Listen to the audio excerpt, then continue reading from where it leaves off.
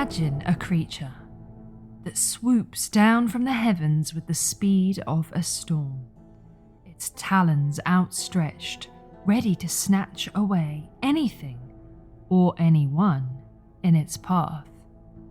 Half woman, half bird, with a shriek that can pierce the heavens, the harpy is a figure of terror that has haunted human imagination for millennia. Welcome to today's episode of Ladies of Lore, where we are swooping into the world of Harpies, the fearsome winged women of mythology whose legacy has taken flight through the ages.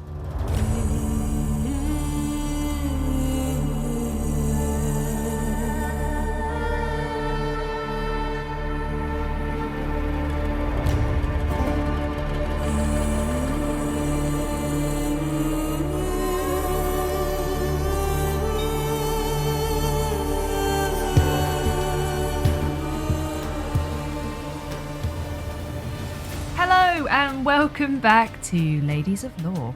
How are you? Are you doing all right? If you're new to the podcast, welcome on in, my new friend. If you're returning back, welcome back. I appreciate you returning. Today we will be uncovering the origins of the monstrous Harpies. And this week's topic was suggested by my wonderful friend Ali. So thank you so much, Ali. Love and appreciate you so much. Harpies will actually be our very first foray into the world of female mythical beasts, and I'm so excited to bring you along as we explore some of the most famous myths in which they appear, track their transformation over time, and discover where they can still be found soaring through modern culture. So if you've ever wondered how a creature from ancient myth could still hold sway over our imaginations today, grab a little snack. I've actually recently rediscovered a love for seafood sticks. So grab whatever you've rediscovered your love for, and let's crack on.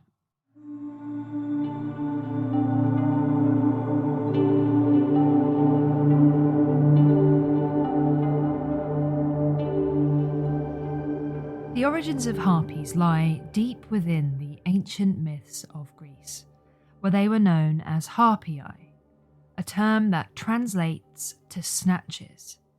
Here's a little bit of etymology for you. We're doing new things today. We've got etymology and beasts. How exciting. The word harpy in English comes from the Old French harpy with an IE, which comes from the Latin harpia, which in turn comes from the Greek harpuia. The word originally translates as snatches, as I've said, but in more modern English, harpy can also be defined as whirlwinds, and I'm not sure whether I prefer whirlwinds or snatches. I think I'm going to go for whirlwinds, that's my favourite, but let me know what you prefer. Now, the Greeks believed that harpies were the personification of destructive winds, these forces of nature that could sweep away anything in their path. Similar to many of the myths that we've covered already, Harpies don't really have a clear-cut, widely agreed on origin story. But in Greek mythology, Harpies did originally appear as more spirits of the wind, the sky being the home of Mount Olympus and as such a really significant place for ancient Greeks.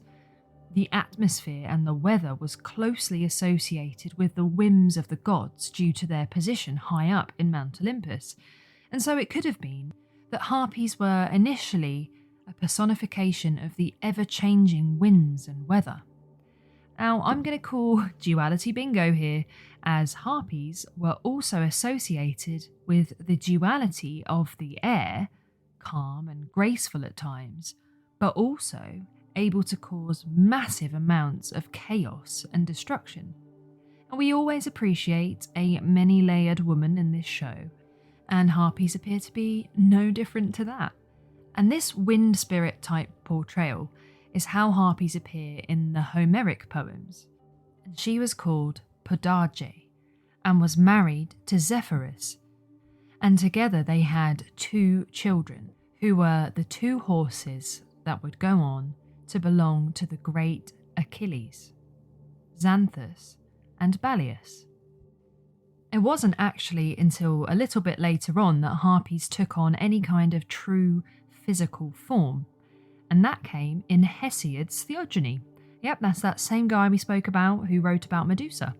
So in Theogony, the Harpies were daughters of Thaumas by the Oceanid Electra, and they were these fair-locked and winged maidens who flew faster than the wind and faster than birds.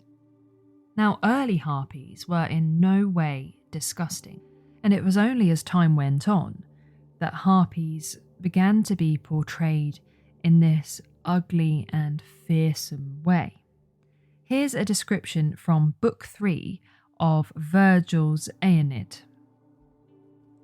Monsters more fierce offended heaven never sent, from hell's abyss for human punishment, with virgin faces but with wombs obscene, foul paunches and with odour still unclean, with claws for hands and looks for ever lean.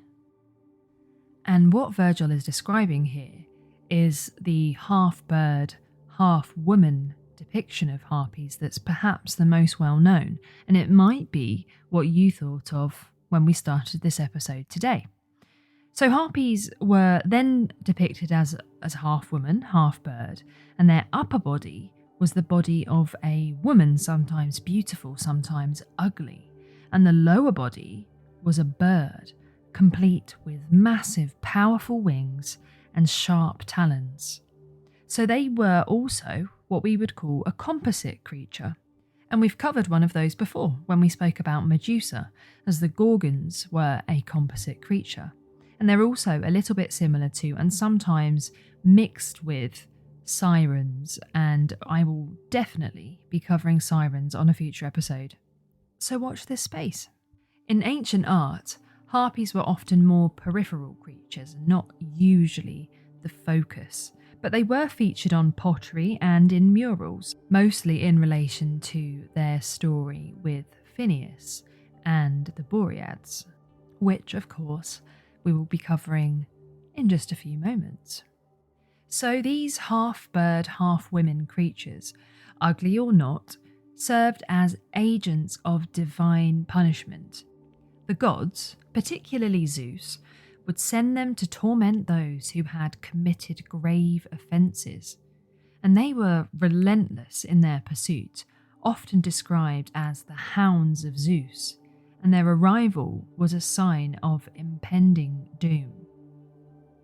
And I'm kind of picturing Zeus up on Mount Olympus, releasing the Harpies, kind of like the Wicked Witch of the West and her little winged monkeys. That might just be me, but that's the image that I've got in my head there. But the role of the Harpies wasn't just to punish. They also, as we said earlier, embodied the uncontrollable forces of nature, reminding humans of their vulnerabilities to the whims of the gods. Sudden and mysterious disappearances were actually often attributed to the Harpy. Pretty scary stuff, I know, because I definitely would not want to be picked up and carried off by one of those.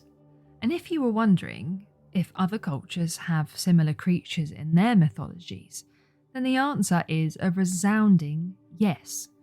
Harpies actually had a really large influence in Egyptian art and symbolism, and this is actually a subject area that's attracted quite a lot of scholarly attention. And similarly to Greek mythology, in Egyptian mythology, Harpies were also half bird, half woman, and associated with malevolence, chaos, and destruction. And interestingly, in Egyptian mythology, Harpies were also the protectors of the pharaoh, warding off evil spirits to keep them safe. And we also encounter the concept of Nagini in Indian mythology. And although not exactly the same as Harpies, Nagini are female serpent beings with magical powers, sometimes depicted with wings, and they're considered to be semi-divine and are both protectors and destroyers. Similar to Harpies, they occupy this space between the human and the animal world, and they're often seen as guardians of great treasures. Their role and form shift between benevolent and malevolent, depending on the story. So again, this huge theme of duality that runs throughout all different kinds of mythology when it comes to female mythological creatures and characters. And we can also take a look at the mythology of Japan here, where we find the Tengu, which are bird-like goblins often portrayed with human and avian characteristics, much like the Harpies. And the Tengu are known for being both tricksters and fierce warriors, residing in mountains and forests.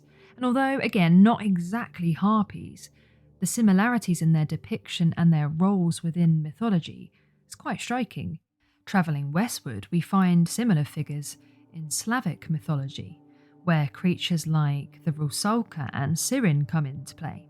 And the Siren in particular is quite interesting. She's depicted as a bird with the head of a beautiful woman, and she sings a song so enchanting that it leads listeners to their doom. And the imagery parallels the Greek Harpies both in this bird-like portrayal and their dual nature of both allure and danger. They're kind of a mix-up of the Sirens and the Harpies. And unlike more malevolent portrayals of Harpies, the Siren songs are also said to actually bring joy and happiness. And yes, it's another example of that duality that I bang on about every single week. One day someone's going to ask me to stop and I'm going to say I just simply can't, because it's just so obvious in all of these myths.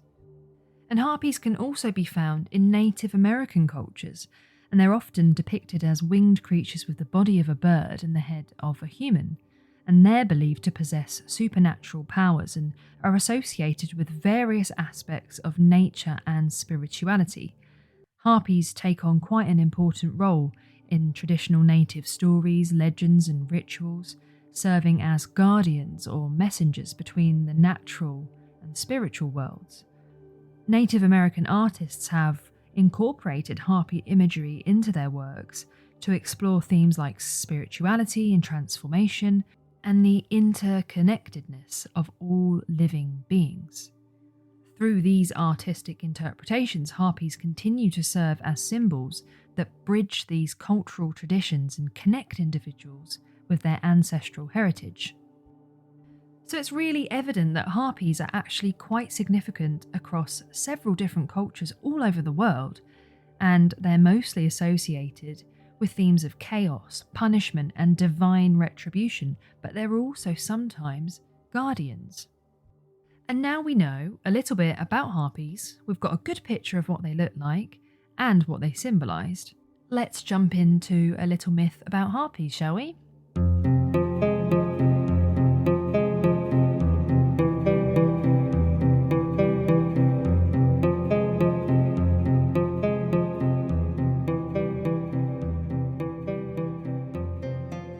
One of the most famous stories involving Harpies is found in the epic poem The Argonautica, written by Apollonius of Rhodes. If you've heard of Jason and the Argonauts, this is that. And the story starts with Phineus, king of Thrace. Now Phineus was given the gift of prophecy by Apollo, and as we know very well, gods are petty and jealous, and Zeus didn't really like Phineus for this. There are several different versions of why Zeus took such a dislike to Phineus, but the best known, and also the reason in the Argonautica, is that Phineus revealed the future of mankind, and kind of liked to give away the future plans of the gods. So you can see why Zeus might have wanted to put a stop to this. In a fit of rage, Zeus punished Phineus with blindness. And not to do things by halves, Zeus then placed Phineus on an island with a never-ending banquet of the most delicious food.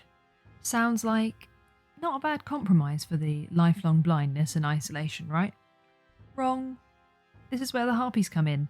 So Zeus was very eager to rub salt into the wound, and he sent the Harpies to the island where Phineus was. And every day They would snatch away or ruin his food every time he tried to eat it. And that left him starving and in despair, as it probably would for most people. And his torment continued until Jason and the Argonauts, heroes on their quest for the Golden Fleece, arrived on the island. And Phineas actually knew, he can see the future, remember, that he was destined to be saved by two of the Argonauts, Calais and Zetus, the winged sons of Boreas, god of the north wind. And in return for their help, Phineas promised to reveal to the Argonauts all of the troubles and the dangers that they would face on their journey. Now, this was an offer far too good to refuse, so they agreed to help. And what better way to lure the Harpies in than with a delicious meal? Question: what would be the meal that would lure you in? I think, for me, it would probably be some proper birria tacos. But let me know in the comments what yours would be. If you were a harpy and somebody had to make a meal on a deserted island to bring you down, what would it be? Anyway, I digress. The Argonautica describes what happened next. Scarcely had the aged man touched the food when they forthwith, like bitter blasts or flashes of lightning, suddenly darted from the clouds and swooped down with a yell, fiercely craving for food. And the heroes beheld them and shouted in the midst of their onrush. But they, at the cry, devoured everything and sped away over the sea afar, and an intolerable stench remained. So the Harpies came down, they took that food, yammed it all, and flew away, with the Boreads in hot pursuit.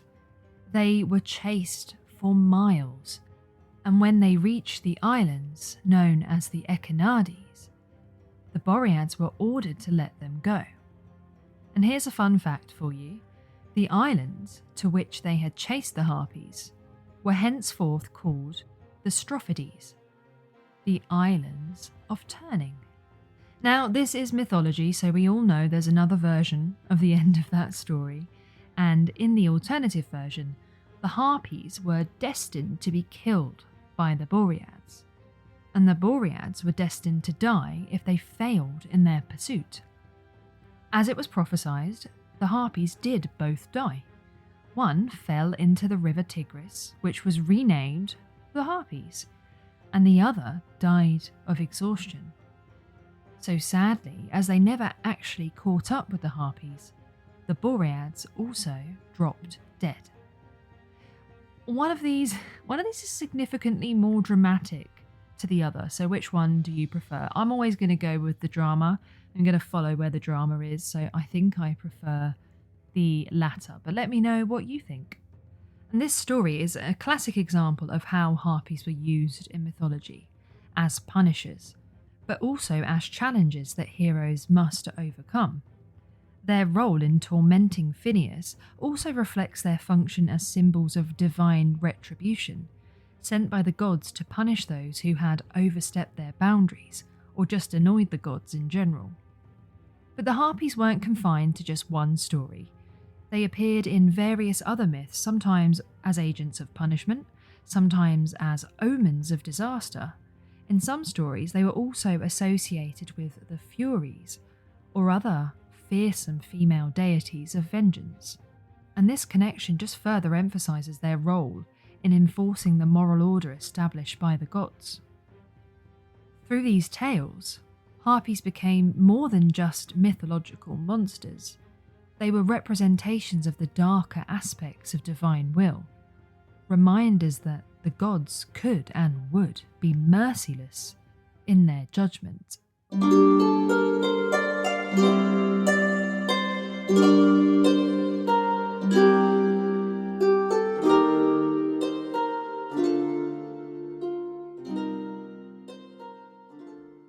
In more modern times, Harpies have taken on new roles in popular culture and they remain prominent figures. They weave their way into the works of authors such as Dante in the Inferno, and they also appear in The Tempest by Shakespeare. And even more recently, harpies have made appearances in various forms in fantasy literature, films, and video games. If you're a Harry Potter fan, you might remember the Holyhead Harpies, and they were an all-female Quidditch team that played in the British and Irish Quidditch leagues.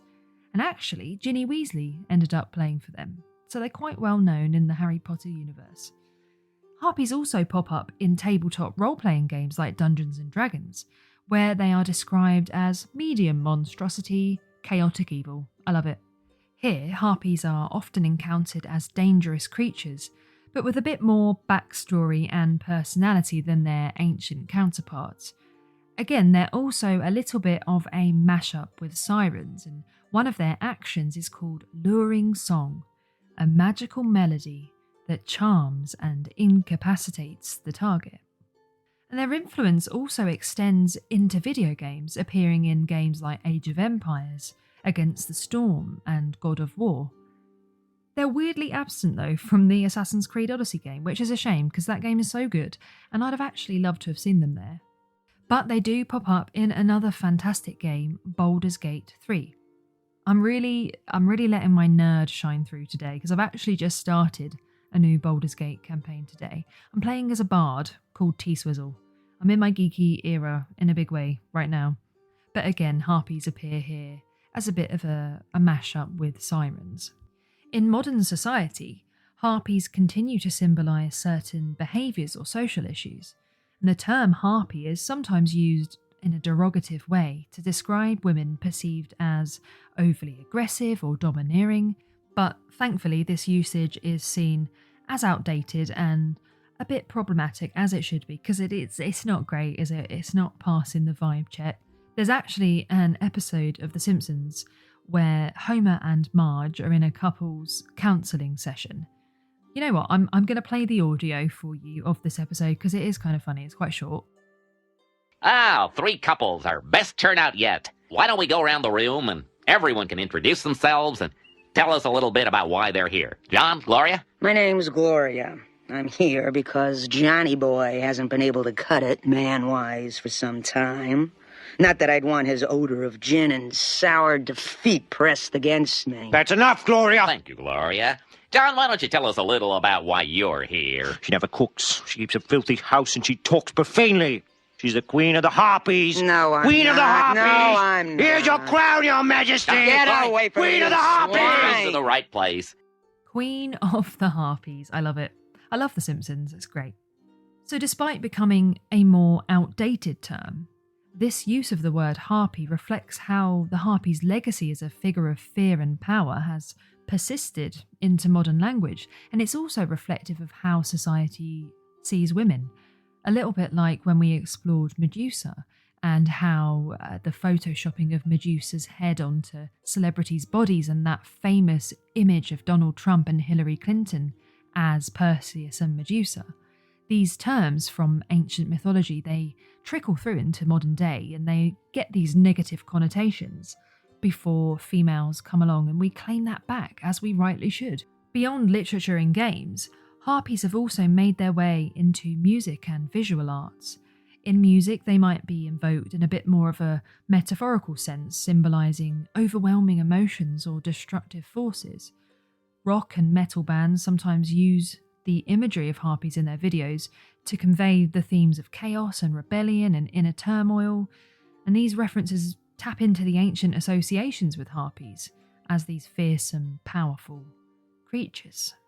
And as an elder emo, I feel like harpies they're quite emo, aren't they? You know, I can imagine me, little 12-year-old My Chemical Romance t-shirt wearing me, probably really looking up to harpies and thinking they were really cool. I mean, I think they're really cool now, but I can see why that genre of music has used this imagery. In visual arts, harpies continue to be a source of inspiration, especially in fantasy and surrealist art.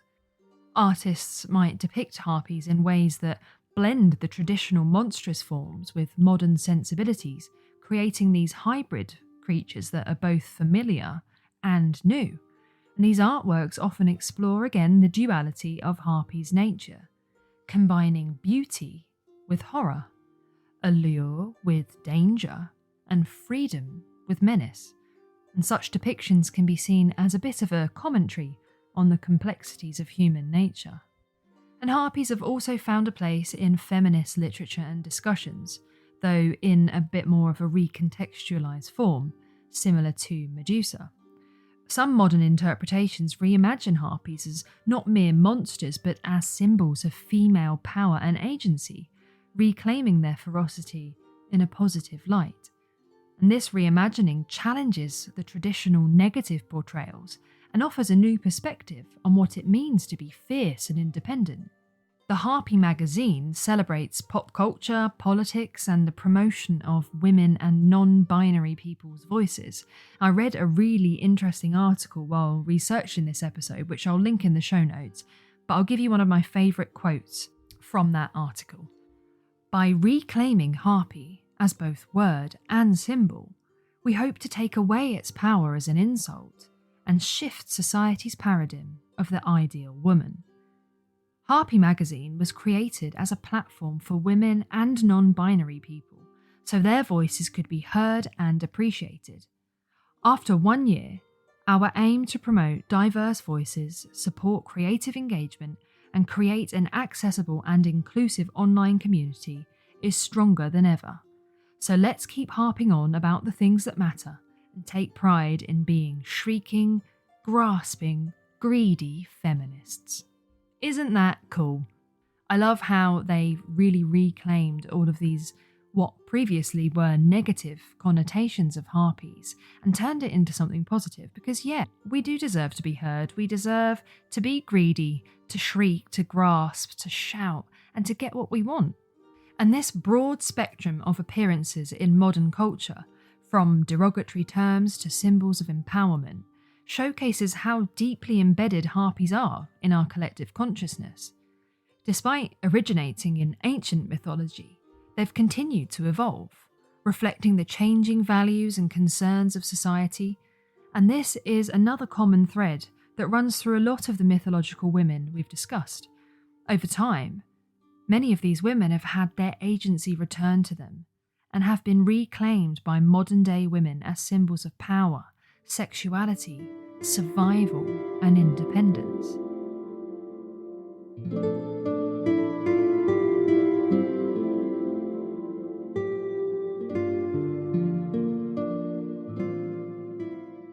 As we've explored today, the harpy is much more than just a monster from ancient Greece. From their origins as agents of divine punishment to their roles in medieval literature and modern pop culture, harpies have undergone such a fascinating transformation. They've evolved from fearsome, monstrous figures to complex symbols that reflect humanity's ongoing fascination with the interplay between power, fear, femininity, and morality. The enduring legacy of harpies in modern culture shows how mythological creatures can adapt and take on new meanings over time, resonating with each generation in a different way.